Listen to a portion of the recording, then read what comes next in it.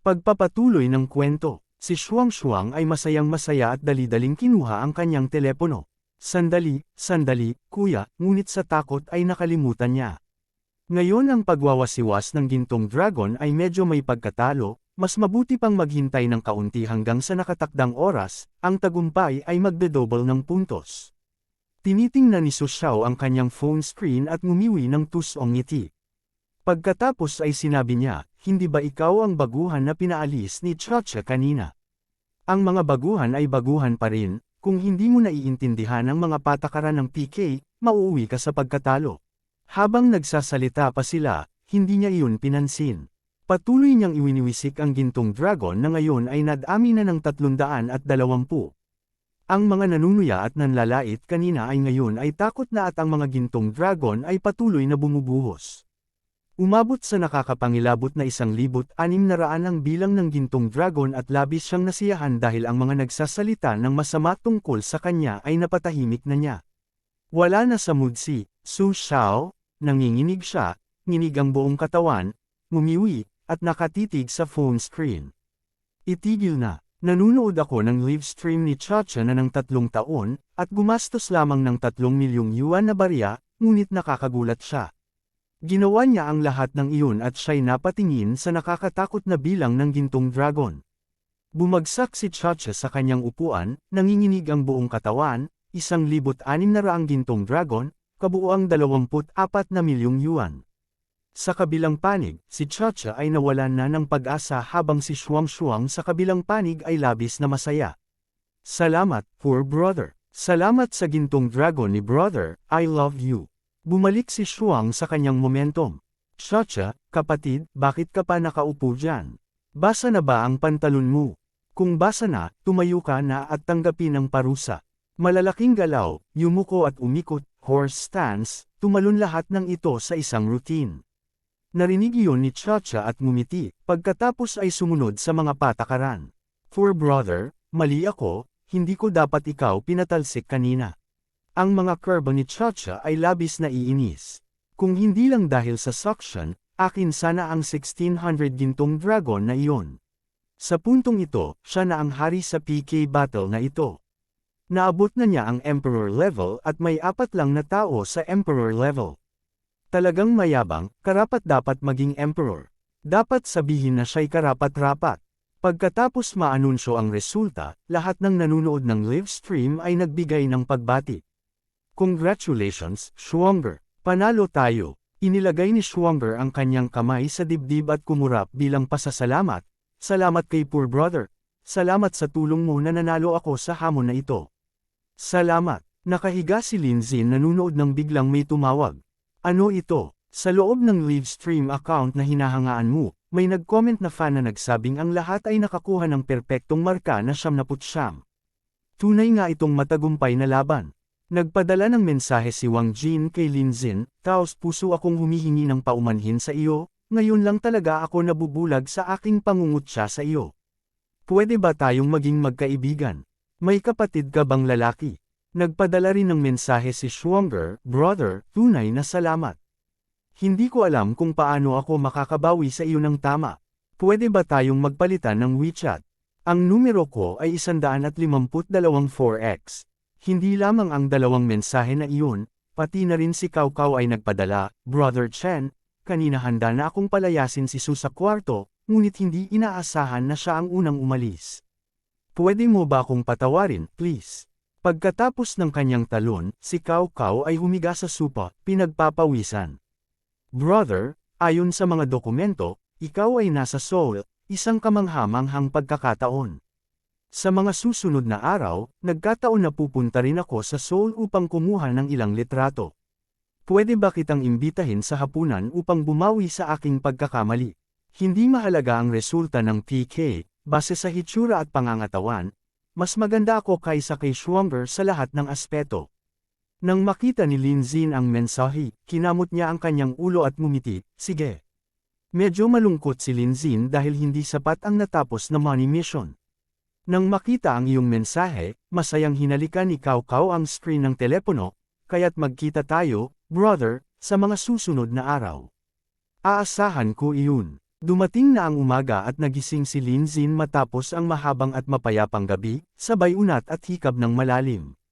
Matagal na simula nung huli akong nakatulog ng ganito kakomportable. Sa sandaling iyon, nakatanggap ng mensahe si Lin Xin. Ang kasamahan ni Lin Xin sa kwarto, na nagising na rin, pati na rin ang iba pang nasa silid, ay nagsisimulang mag-unat at humikab. Tinawag si Lin Xin ng kaibigan niyang may salamin, Lin Xin, Farron at mag-almusal.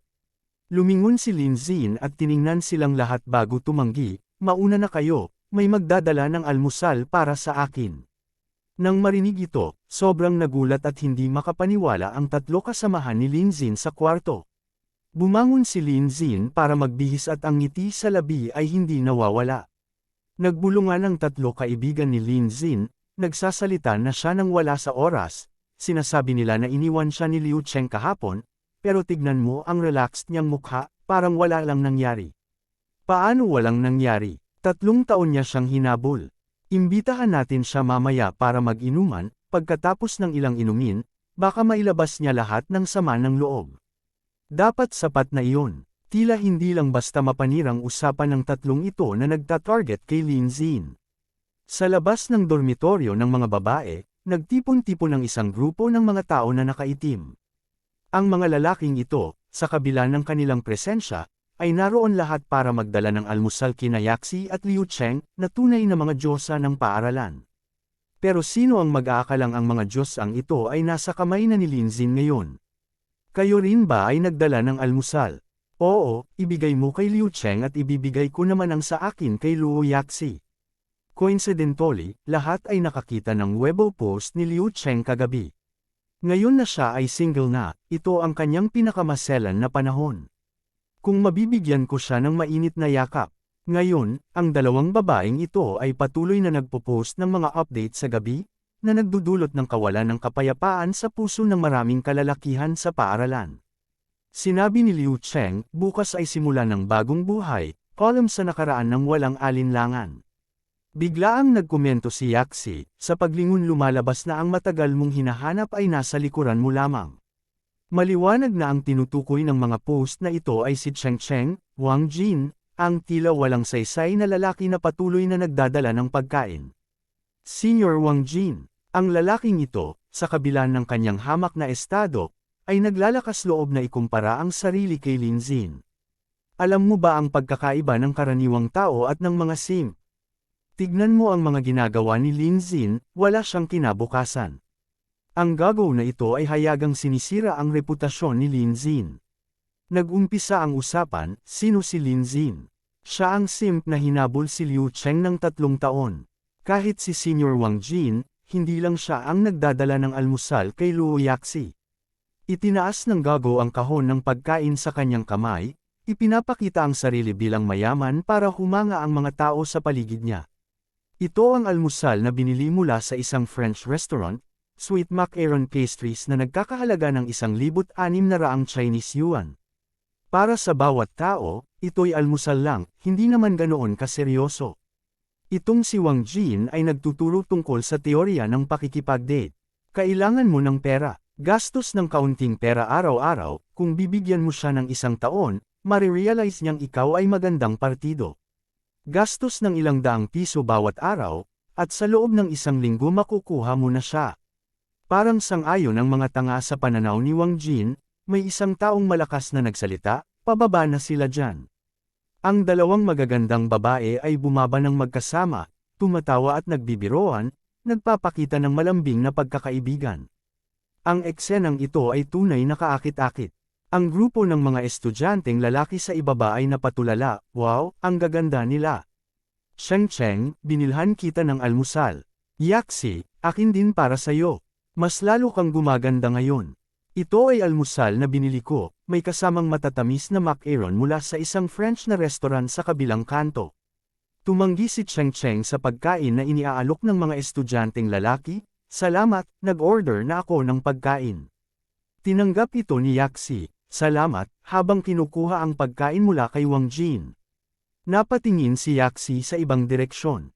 Si Wang Jin ay umasta na parang, nandito na ako, at ang dalawang lalaki sa likod niya ay humanga, talagang mahusay siya. Sa sandaling iyon, Ang apat na lalaki kasama ang mga kaklase ni Lin Xin ay naglakad at napansin sila ni Wang Jin at tinawag si Lin Xin, "Andito kapatid Lin Xin." Lumingon si Lin Xin na may nagtatanong na ekspresyon. "Kakagising ko pa lang kaninang umaga, at itong tao na ito ay handa ng makipag-away. Plano ba rin niyang bumili ng almusal para kay Cheng Cheng din? Hindi ba siya iniwan kahapon?" Ang kaibigan niyang may salamin ay galit na galit, si Wang Jin na naman. Nanatiling hindi nagbago ang mukha ni Lin Xin. Dagdag pa niya ng sarkastiko, "Pero sa iyong pagpupersage nitong nakaraang 3 taon, maliit na bagay lang ito, hindi ba?" Pumapasok ang junior na nakatayo sa likod niya, sinabi na ni Cheng Cheng na nag-order na siya ng pagkain. Hindi ito pinansin, "Tama, mukhang hindi ito magwo-workout ngayon." "Lin Xin, dumating ka ng maaga bukas." Umalis si Yaxi. Lumapit siya kay Lin Xin, inabot ang lunchbox na ibinigay ni Wang Jin at nagtanong, "Lin Xin, hindi ka pa ba kumakain ng almusal?" Sumagot si Lin Xin, "Hindi pa, hindi ba't nag-text ka sa akin ngayong umaga na ini-invite mo ako para sa almusal?" Para bang sinasadya niyang hamunin ang taong iyon. Ang 3 kaklase sa likod ay nag-iisip na parang nananaginip pa sila, nagmamadali silang kinuskos ang kanilang mga mata, totoo ba na may babaeng nagdadala ng almusal para sa matandang ito? At si Yaxi pa. Si Wang Jin at ang kanyang mga kasama, pagkakita sa eksenang ito, ay tila tinamaan ng kidlat. Lumingon si Cheng Cheng at tumingin sa dalawa, nagngingit-ngit sa galit. Sa puntong ito, si Yaxi ay iniaalok ang pagkain, "Ikaw ba si Cheng Cheng?" tanong ng delivery man. "Ito ba ang almusal mo?" Si Yaxi naman ay sinusubukang makuha ang pabor ni Lin Xin, "Fantastikong almusal mula sa sikat na French restaurant, subukan mo ito. Ito ay sweet macaron pastry." Nang marinig ito ni Lin Xin, napangiti siya, "Pastry." Habang tinitingnan ng isang hindi angkop na bahagi. Iniabot niya ang almusal, at tila nadagdagan ang favorability. Ngayon, lumapit na rin si Cheng Cheng para bigyan si Lin Xin ng almusal. Tinulak niya si Yaxi at sinabing, "Lin Xin, ito ang almusal na nagkakahalaga ng 368 yuan, espesyal na para sayo. Mali ako kahapon, hayaan mong bumawi ako sayo, naiintindihan ko na marami kang pinagdaanan nitong 3 taon, araw-araw kang nagdadala ng agahan para sa akin, at talagang naaantig ako. Pero na-trauma ako sa nangyari na niloko ako, mapapatawad mo ba ako?" Tumutulo ang pawis ni Lin Xin, pakiramdam niya ay pinipilit siya ni Cheng Cheng na patawarin siya. Nanatiling kalmado ang mukha ni Lin Xin, at hindi na siya magpapatuloy sa pagmamahal katulad ng dati. Pareho lang ang strategy na ginamit nitong nakaraang 3 taon. Sa tuwing nararamdaman kong nawawala na ang pag-asa ko, sinusubukan kong bitawan siya, pero binabalikan niya ako sa pamamagitan ng mga ganitong galawan. Sa tuwing tinutuloy ko ang pagtugis sa kanya, iniiwasan niya ako agad. Akala niya ba madali niya akong mapaglalaroan tulad ng dati? Tumalikod siya at naglakad palayo. "Kung masyado kang lalapit sa akin at makita ito ng mga humahabol sa'yo, hindi maganda." Naguluhan si Cheng Cheng na nakatayo sa likuran. Sa isang galaw at mga salita ni Lin Xin, tuluyan niyang nakuha ang atensyon ng 2 babae. Hindi alintana ni Lin Xin kung magiging masama siya sa laro, at pinahahalagahan pa rin niya ang kanyang imahe. Nagmuni-muni si Cheng Cheng, iniisip na gusto pa rin siya ni Lin Xin. Masaya si Yaxi, itinulak siya ni Lin Xin. Ang taktika na dati niyang ginagamit ng matagumpay ay parang hindi na gumagana. Malamang dahil sa akin. Mukhang parehong nag-iilusyon ng 2 babae, talagang kahanga-hanga. Habang tumataas ang pagtingin ng 2 babae, tuluyan ng nalito si Lin Xin. Bakit sabay silang nagkakagusto sa akin? Hindi ba ako nagkakamali? Hindi na maintindihan ng isipan ni Lin Xin. Si Wang Jin at ang kasama niya na lalaki hindi maintindihan kung ano nangyayari. Nag-aagawan sina Cheng Cheng at Luo Yaxi kay Lin Xin. Hindi ba't mag-best friend sila? Palapit ng palapit ang 2 babae, "Lin Xin, kainin mo ang agahan ko, Lin Xin, sa akin ka naman kumain." Umabot sa punto na kinailangan ng umupo ni Lin Xin. Inakyat ni Cheng Cheng ang isang paa sa upuan, hawak ang isang piraso ng pagkain, "Sige na, ibuka mo ang bibig mo." Umupo siya sa upuan na ganap na relax. Naiinis si Yaxi, "Cheng Cheng, ikaw naman." Hinawakan ni Wang Jin ang kanyang ulo, nanlalaki ang mga mata, "Imposible. Bakit nag-aagawan si Yaxi at Cheng Cheng para kay Lin Zin? At si Lin Zin pa talaga. Lumingon si Lin Zin kay Wang Jin, tinaas ang kanyang gitnang daliri na may pangungutya sa kanyang mukha. Kagabi pinindot ko ang cellphone ng 1,600 beses kaya nanakit ang daliri ko, buti na lang may nagpapakain sa akin. Nang marinig ito ng dalawang babae, agad silang lumapit upang mag-alala. Masakit ba ang kamay mo, sabi ni Cheng Cheng? Tingnan ko nga. Hawak ni Yaxi ang isang kahon ng macaroni, umupo sa kalye at gustong pakainin si Lin Zin. Lin Zin, masarap ito. Tumitig si Lin Zin kay Yaxi nang walang imak, at sumigaw ang lalaki habang nilalabas ang kanyang telepono. I record ko sina Cheng Cheng at Luo Yaxi habang pinapakain si Lin Zin. Lalo na si Luo Yaxi na nakasuot ng napakaikling palda. Naiinggit ako. Nagulat si Wang Jin. Si Yaxi ay lumapit sa kanyang tainga at bamulong. Magpapalit na lang ako ng ibang kulay mamaya. Namula siya at nakaramdam ng kaunting kilig. Hindi inaasahan, sinubukan ni Yaxi na magsalita ng mahina, ngunit narinig pa rin ng mga lalaki. Nagalit si Wang Jin nang labis na sumabog ang dugo sa kanyang bibig. Nagulat ang mga lalaki sa likod at sumigaw, Senyor Wang Jin, dumudugo ang bibig. Tawagin ang nurse ng eskwelahan agad. Ang katawan ni Wang Jin ay binuhat ng dalawang doktor habang si Lin Zin ay nakakaupo at nag-e-enjoy sa mga cake na iniaabot ng dalawang babae. Sa kasalukuyan, ang balita tungkol kay Lin Zin at sa dalawang diyosa ay pinakamainit na usapin na nagdulot ng malaking ingay. Sa dami ng komento, ang diyosa kong si Cheng Cheng, ano ang nangyayari? Photoshop ba ang litrato? Hindi ako naniniwala, hindi ba't si Lin Zin ay isang simp lord? Paano naging ganun si Luo Yaxi? Isa lang siyang antayan. Hindi ba't si Lin Zin ay hindi mayaman? Tanging ang mga mayaman lang ang sumisikat ha. Si Lin Zin ay naruroon sa eksena, at sinabi niyang kagabi, pinindot ko ang phone button ng higit 1,600 beses, kaya nanakit ang kamay ko, kaya kinailangan kong may magpakain sa akin. Ano ba namang excuse yan? Sino ang maniniwala dyan? Ang imahe ng isang golden dragon, ay naging usap-usapan din kagabi. Ang tatlong roommates niya, hawak ang kanilang mga telepono, sumigaw, Hoy, dude, tingnan mo ang website ng eskwelahan. Hoy, Lin Zin, may taga-departamento ng journalism na pupunta para ay interview ka. Siya ay ngumunguya ng gum, at nang marinig ito, nagulat si Lin Zin, pinakain ng dalawang babae, agad siyang tumakbo, halika, halika. Tinaas ng dalawang babae ang kanilang mga kamay at tinawag ang kanyang pangalan, Lin Zin. Ang dalawang babaeng ito ay hindi na itinatago ang kanilang intensyon, kundi hayagang ipinapakita na gusto nilang makuhaan.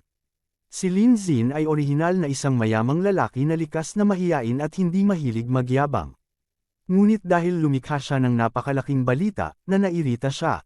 Nang marinig ito ni Cheng Cheng, hindi siya nagpatinag at sinagot, kung nagtagumpay siya, siguradong magagalit si Wang Jin at maghuhuramentado. Tumakbo siya at nagtago sa likod ng isang pader at sumilip, siguradong hindi aabot ang mga tao mula sa departamento ng journalism. Sa sandaling ito, nagpadala ng mensahe si Chacha, ng litrato na kumakain ng ice cream Brother Chen. Bababa ako sa Seoul City Airport, alas 7:30 ng gabi at ikaw ang susando sa amin, di ba? Binasa niya ang mensahe ng may tuwa, ipinapakita ang mukha ng isang taong kumikita ng extra at umaasang makatagpo siya.